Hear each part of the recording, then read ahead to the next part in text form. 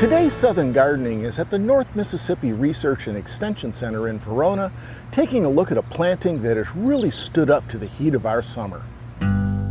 One of my first favorite flowers for the landscape were the narrow leaf, also called threadleaf zinnia, known botanically as Zinnia angustifolia. These are the forebearers of the newer Profusion and Zahara zinnias.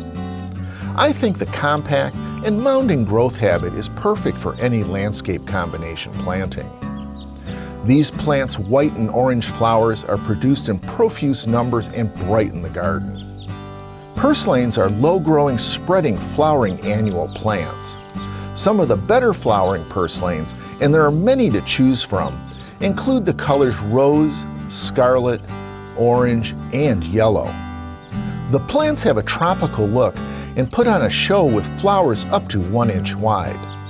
The flowers will also close in the afternoon or on cloudy days. The bright yellow stamens are fairly long and will move with the gentlest touch, adding more interest.